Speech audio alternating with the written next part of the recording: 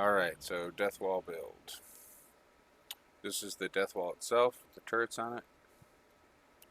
So we've got 2 to 1, so 4 to 2. Heavies to tech, which obviously would be all heavies at first, and then we would replace some of these heavies with tech. That Sarko just decided to make himself a nuisance. At the bottom here, we got 4 foundations deep. Right? Wall-wise, it's only 1 thick, right? What's the deal, right? Fence foundations behind. So if you look at M's wall build, 1, 2, 3, 4, 5, 6, right? We could do that first, right? Do all the walls 6 deep, and then snap these hatch frames to the deepest wall, right? So if we're on here, we would want to snap to this last wall, or even snap behind that last wall. Okay, probably snap to it because otherwise we lose too much room in our actual range of our turrets. Okay, each turret is placed on the very, very edge of the hatch frame. That's on purpose, so they're kind of almost look like they're hanging off. You want to center the turret on the corner and then face it out. So essentially, if you look when they're turned off, they can almost shoot straight down. Okay, so that's important. So if you back up, this is just obviously a test wall. So this is assuming that there's going to be some sort of natural cover on either side. If there's not, essentially we could turn this into a box. So you'd continue the same build, and you can make a turret tower out of this, which would be pretty deadly.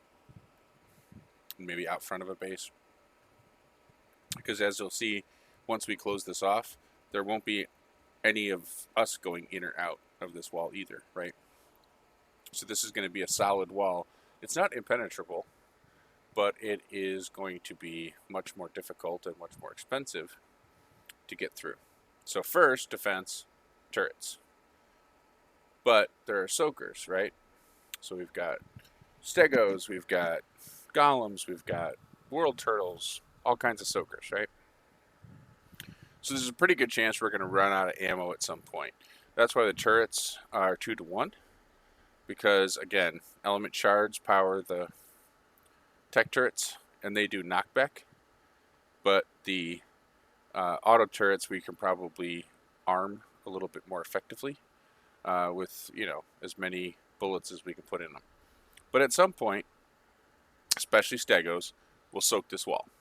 Now, they do take some knockback. If they're not being ridden, they will definitely get tossed back. If they are being ridden, they can kind of avoid the knockback to some degree. Golems don't necessarily take a huge amount of knockback, and those turtles, they don't knock back at all. Okay, so the tech turrets are just, kind of an ultimate version of this. Okay, so this is the wall as it is right now. Here's the problem. Here's the foundations, right? Yeah, it's 4 deep, but now if you C4 this, you're bringing this whole wall down. Okay, all the turrets, everything's coming down. So we want to protect the wall from that being easy, so that you have to deal with the turrets. Now, there's also a reason that these hatch frames are not snapped to each other. If they're snapped to each other and you blow up one of those hatch frames, the ones that are snapped to it will fall as well, right? So I've got a gap in between them. So again, if we were to make this into a box, there'd be another wall coming this way, right? Or another 6 deep wall, or whatever resources we have, right? So this second row of foundations, that's just, incidental. They don't even need to be there. But they could all be coming this way, and then in another 4 stack, and then this way in another 4 stack, and then close it off in behind. And then you could enclose all of your generators inside. All right, so you can make a little turret base outside the front of your cave base, or cave-like base in this case for us. When I come back on the next clip, it'll be Behemoth Gate time. So I'll show the actual stacking of the Behemoth Gates.